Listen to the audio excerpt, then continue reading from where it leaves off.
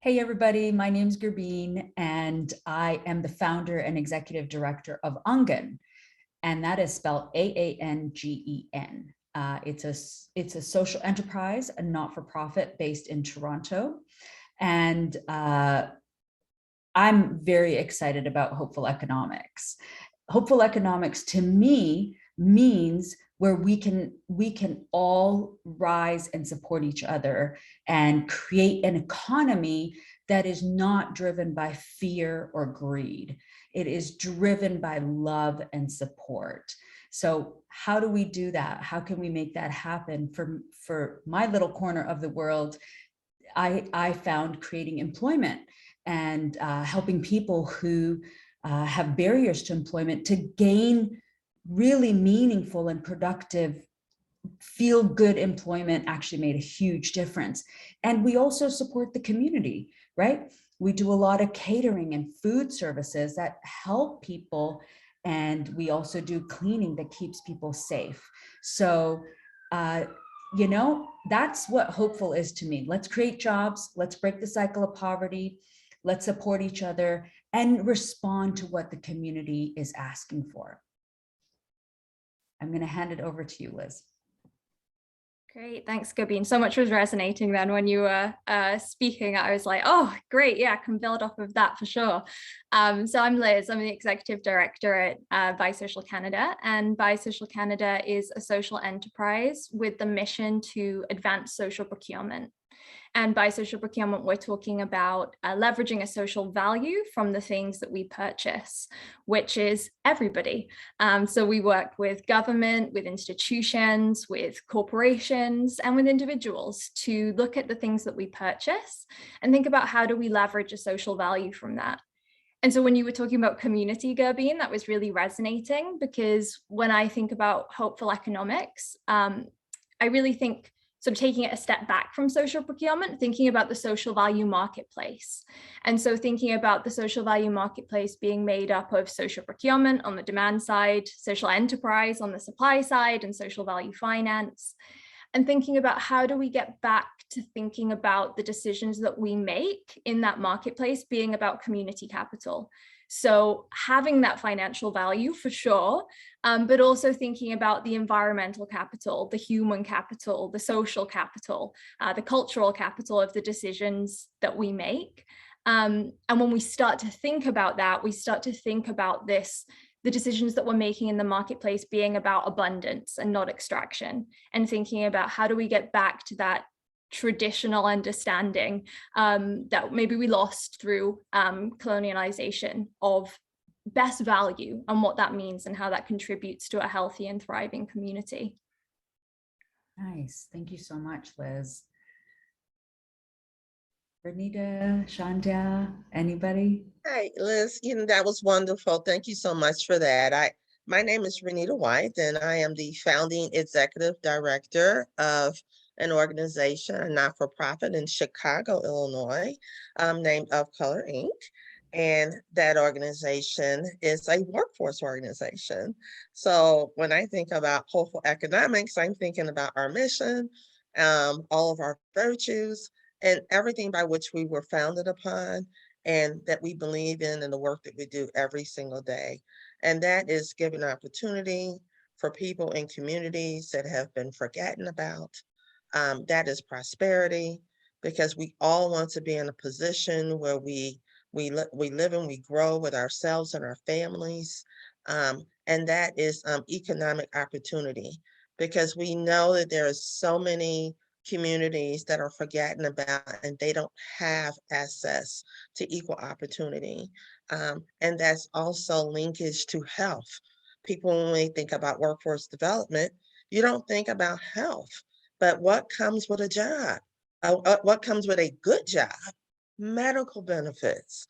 So we try our best to help folks that are in our communities that are struggling to not only get the prosperity that they deserve to have, but to also look at the whole person so that they are linked to healthcare. If you're not well, you can't work, right?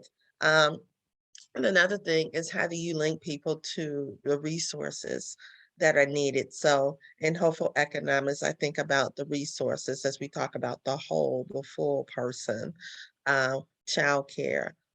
You think about the pandemic that we've been in for a horrible 2 years. What about those folks that need to stay home because childcare is closed and they have children? So how do you create jobs or lend folks to jobs or negotiate jobs that are at home, where you're actually still making a livable wage? So I think that all of what we have said is so in sync, with what we do. But I guess my question would be to this group and from further conversation, for those that are listening, is how do we continue to push the envelope collectively?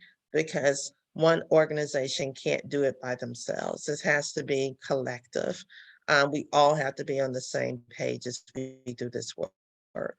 So that is those are my 2 cents, as I would say to the group, and my colleague can go next. And I actually loved, Ranita, that you said something about pushing the envelope, because as I've been listening to this conversation, all three of you are lifting up one of my real passions, which is around worker justice. In fact, most of the time I spend in my social justice work, it's around labor justice, it's around fast food workers, it's around restaurant workers, hotel workers.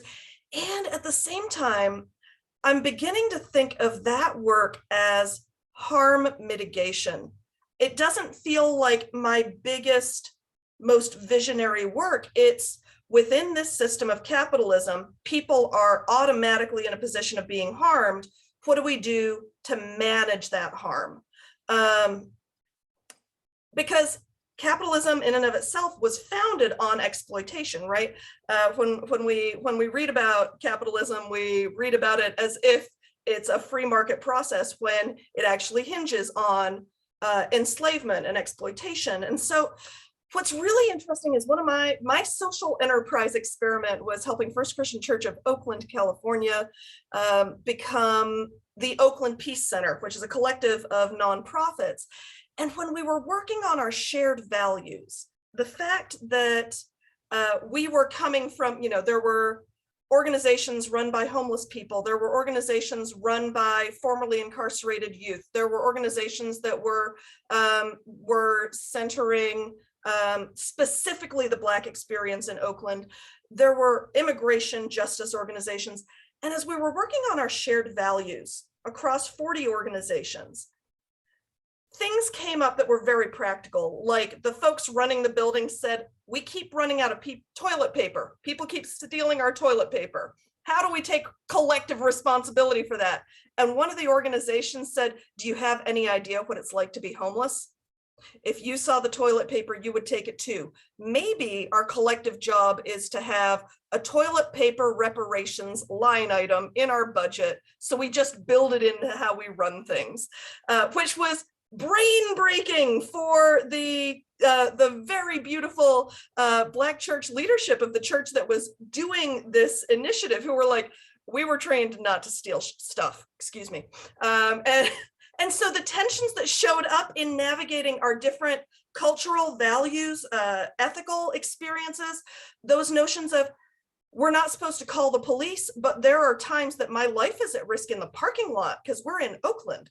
How do we navigate racial bias when a first generation immigrant children's program is sharing the playground with the African-American children's program, and the parents have been trained how to distrust each other and what's wrong with each other? We had to navigate those things collectively. And it taught me that the opposite of capitalism is relationship, but not just any relationship. We wouldn't have been having those conversations if we hadn't been intentionally cultivating relationships among marginalized groups. You can cultivate a lot of relationships that keep capitalism firmly in place. And so as we're engaging in seeking healthy alternatives to capitalism, as well as doing harm mitigation in capitalism, I think that one of the big questions for hopeful economics is, what kind of relationships, and how does that help us create right relationship as an alternative to the exploitive relationship that we have with capital. You know, that's an incredible point. And now the people who know me in this room are going to know what I'm going to say next. And it has to do with the hegemonic structure, right, of capitalism. So why does this exist? And why do we continue to perpetuate it? That's the question to be asking, in addition to the relationship piece. Absolutely. Those are fundamental pieces. So why do we continue to perpetuate this hegemonic cycle that continues to oppress, you know, and take advantage of many echelons of society, right? Where we're talking about the 2% that own just about everything. And it, yeah, I mean, I could get into that a whole other way. However, what I want to say is we're taught to do this.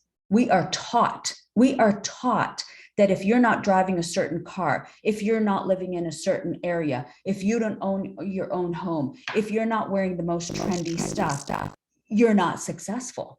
These are the things that we're taught. Now, the question is, how do we unlearn that teaching? And how do we teach the new economics, which to me is social enterprise, right? Why did I start a social enterprise?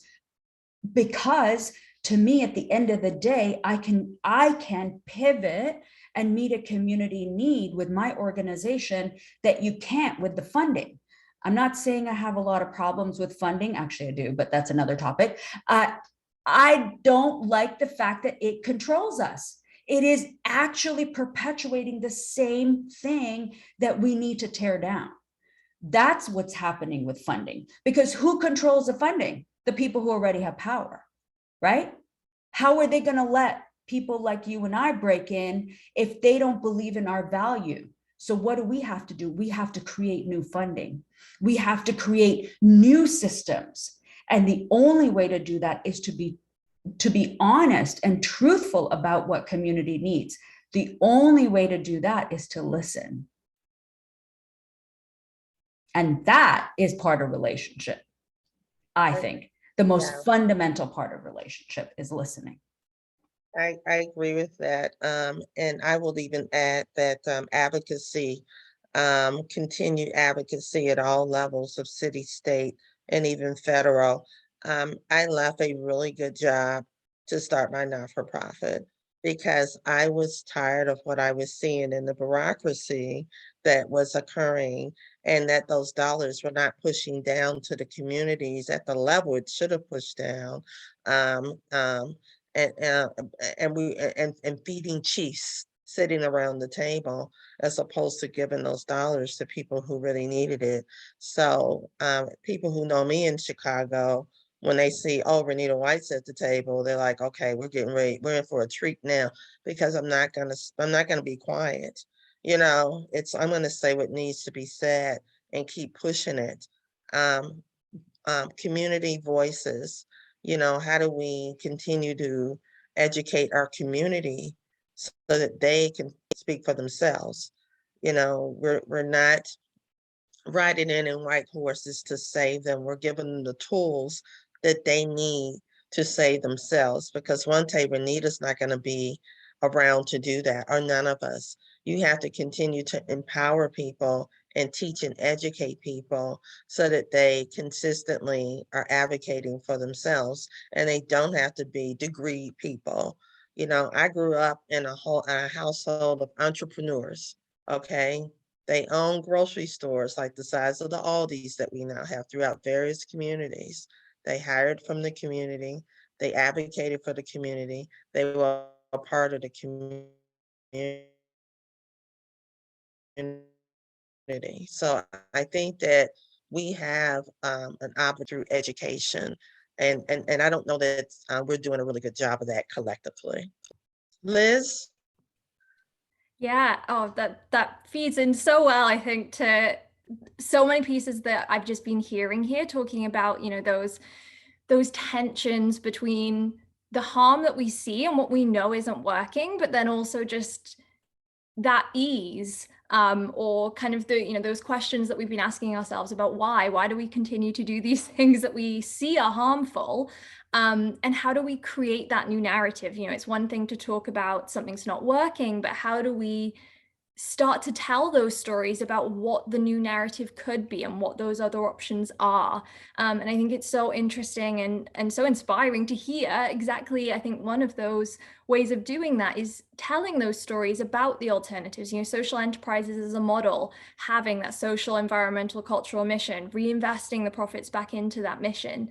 And so today is obviously such a great start of that, and just thinking about how else do we get those stories out there? How else do we start to think about the fact that we don't have to do things the way that we do? And when we start to think about the fact that every organization has a mission, whether you're a social enterprise or not, you've got a mission that you're trying to achieve. And there's so much leakage in the decisions you're making right now and the harm you're causing. So how do we start to look at those opportunities, whether that's something like social procurement and the things we're buying, to start to leverage that social value and kind of tell a new story? And yeah, I mean, the folks here are awesome, and I'm excited to see kind of what conversations come from this, of other folks in the room starting to think about the social value that they're producing and how they contribute to that story. Yeah, and I really appreciate that, because I think it does matter how I'm engaging in the economic pipeline shapes how I'm engaging other people, shapes how I'm engaging these systems that I, as Ranita, you pointed out, I need to be organizing and advocating to change, because those systems are what keep things the way they are. And obviously, I'm really passionate about social enterprise and about faith communities engaging with other visionary people in their communities around social enterprise. As we're talking about hopeful economics, I'm also very aware that social enterprise isn't a magic bullet, because there are so many ways of doing it. And I think what I've really appreciated about all of your comments has been social enterprise done in a way that is conscious of the systems of oppression we live within, and isn't just saying, let's do our own little thing over here within that system, but let's engage in work that pushes to dismantle those systems of oppression is really important. Because I think the thing that has broken my heart over and over, and I say this as a pastor, is the limited imagination of faith communities within this existing system of capitalism, and how we think that that is a limiting factor. And I find it heartbreaking and horrifying that we don't stretch ourselves to imagine something generative, something that's life-giving, something that helps us as individuals, us as communities, us in relationship to the land thrive. And I think that's what we're called to. And social enterprise is only as good as its imagination about a different relationship to the economy and to the land. Excellent point. Excellent point. There are many different ways of running a social enterprise, just like there are with for-profits and so on. I think you're absolutely right, and hitting the nail on the head with the value base. That is the critical thinking here, right? Is what are the values? How do we systematically deconstruct the oppressive nature of economics today? And that's what makes me hopeful, is having voices like this at the table, where we can say, you know what, enough, let's flip things around a little bit. Let's talk about this in a completely different manner. And we all spend money, right? We all have to spend money. That is our currency. So how are we voting with our dollar? How are we supporting each other by saying, you know what, no thanks, Walmart. I'm going to go to my local grocery store where, that family has been there for 30 years and they're making it happen, right? So how about we vote with our dollars? And how about we look at it every minute of every day? I always say to everybody that every minute of every day, you can choose consciously. Every minute of every day, you get a choice. Are you going to a thrift shop to buy clothes, as opposed to something new that's being manufactured in a country that I can't even talk about, like, you know, the drama that goes on with production. Anyway, so we're gonna get into final thoughts with everybody right now, but I do want to suggest, if people are interested in reading about oppression, one of the books that I read that was life-changing for me was Alice Walker's The Temple of My Familiar.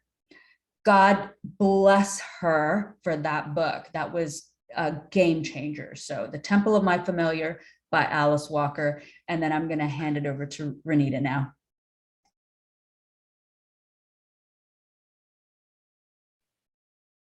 Yes, my final thoughts. So this is hard. I never have a final thought. But what I'll say for the purpose of this discussion is we have to take community along with us as we make the change. And we can't forget that.